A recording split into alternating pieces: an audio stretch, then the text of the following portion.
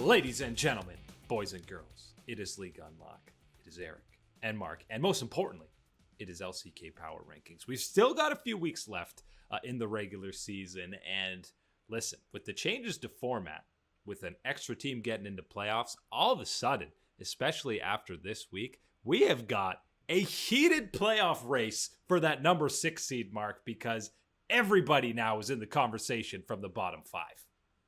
It ain't over, my man. We seen it. We had this past week come through the lockdown, locking it down in the playoffs for the LCK. 1, 2, 3, 4, 5, locked in. We're waiting on that last spot right Wait now. until the last game of the season, I think. Yeah, it's going to come down to that, given that it is pretty much everybody at the bottom of the barrel all the way to number 6 is the playoff race in the LCK right now. And say what you will about the level of competition and the quality in there, sure. It's still at the very least exciting to have this type of playoff race. And it was only a couple of weeks ago, I think we were saying, it looks pretty set, the whole playoffs. KT should hold on. Maybe Afrika can make some noise. All of a sudden, KT and Afrika combined have lost 8 games in a row, and we're talking head-to-heads against Freddie Brion and Nongshim this week. The bottom 3 boys, or Sandbox, excuse me, the bottom 3 boys have all stepped up, and because of that, they're all higher than KT and Afrika now. I want to know, who was it? Who was it? Step forward and be the one to lay the blame on yourself for getting excited about KT going to playoffs. Who you was broke it? the roller coaster, guys. It wasn't supposed to happen. It is just, guys, you know, as much as we talk about playoffs and being exciting and everything, it's the last spot. You're going to get slammed. You're going to get Chovy taking you down. There was no need to get excited as a KT fan. And look where you're standing in the standings right now. The curse has been activated. And you know what else has been activated? It's been the rest of the squads in the bottom of the LCK. You said it.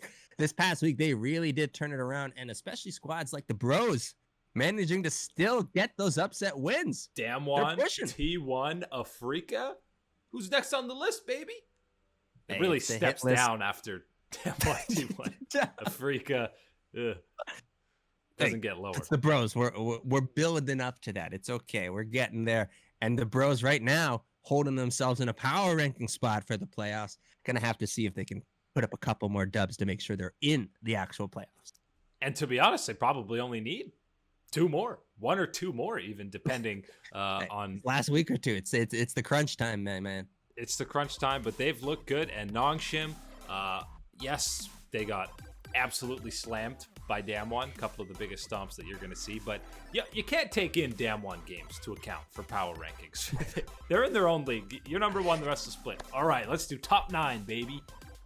Sometimes with these teams, when you're playing in this type of territory and what you're looking for, you got to be able to rule out the outliers, right? And sometimes those outliers can be the Bros getting an upset win against Damwon, and sometimes those outliers can be an absolute, 15, 20-minute pumping by one of those squads as well. So you got to be responsible with how you're looking at these teams, and you got to be responsible looking at the last spot for playoffs in the LCK.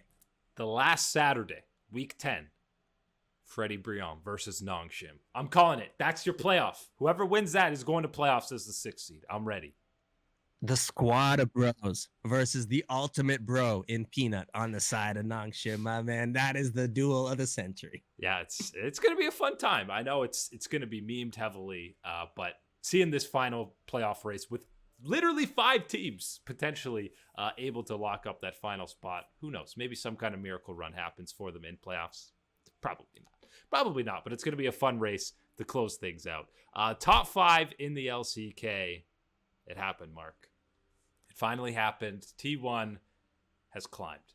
They've moved up a single spot into the top 4. They've been sitting at number 5 for 3-4 weeks now. They've just been sitting steady there, waiting things out. Finally, the boys come back. Faker returns, and a clean 2-0 of the second best team in Korea. That goes a long way. That combined with DRX dropping a series to Nongshim is enough to get T1 into number 4. The T1 boys been climbing up that mountain of the LCK. They're trying to reach real slow. That next, handhold that they can pull themselves up and catch the breath, get a little break. But oh no, the fingers, they start slipping. They're losing their power. They're falling down. DRX is getting way ahead of them. And there he is, the sun at his back. He stands there. He reaches his hand down to pull you up and bring you into the promised land. Kana. That is. I was going more for the unkillable demon King Faker in the mid lane, but I will accept 2020 Kana. It's there to pull up 2021 Kana up to the level of play necessary to be in this starting lineup for T1 and necessary for this lineup of T1 to start continuing the climb up the LCK power rankings. This is it. You're running out of runway, but you still got a little bit of room to make the all-important climb up a couple of spots. As we talk about the playoffs being expanded in the LCK, getting that next tier up, every single one matters every little bit, and especially when we've had, the ups and downs of what we've seen with T1 and the decision-making all across the board. Certainly feels good to get a little bit of stability of our boy Faker back in the lineup, and to see the rebound of someone like Kana and Cuz as well in the jungle. And T1's next matchup on Friday is against DRX. So don't make us look stupid and immediately lose that head-to-head, so we got to bump you back down. Closer, I like you, but just please let Faker get this one. We need to keep going in this direction. Yeah, that's my mind will be blown if they change this roster. Stay the course. Not a single player, even Zeus, Kana, who has been struggling. He had a good performance against Gen G. Just keep these 5 going. Just someone go to the convenience store, get some Febreze. I don't even want you to change the clothes, what you've been wearing, my man. It's okay. We'll watch. Don't get later. out of the chair. They're still sitting there from that Gen G series. Be a real gamer. It's time, my man. It's time. These chairs are comfy enough that you could sleep in. The top 3 does remain the same. Hanwha, they had a 2-0. Sure, it took 3 games against Sandbox. We're seeing more steady performances out of Morgan, and we're seeing Johan in the jungle more than Arthur now. There's still definitely question marks around that jungle spot, no doubt. But they're winning games with Chovy playing Sion mid. I don't know if that's a positive or not, but it means the rest of the team stepping up. Sion, Aatrox, Lilia, it doesn't matter. Chovy is winning lane. He's winning the games for Hanwha Life. He said in the top side, Morgan has been more stable. I think that is a very important thing and a very good thing for this Hanwha Life team as we get towards, 1 week, 2 weeks left until playoffs. That is going to be extremely vital for them, as not only in playoff performance, but to hold on in this spot right now in the standings, to keep hold of obviously either DRX or even our boys, the Faker T1 squad, getting up the climb. And what it does, now I think you combine the loss that Gen G had, they're not untouchable in that number 2 spot. I think Hanwha could come for it. They don't play any more head-to-heads this split. But Gen G on Thursday, they kick their week off against Damwon. If it's a 2-0 complete stomp in the favor of Damwon, maybe there's a chance we're taking Gen G out of that 2 spot.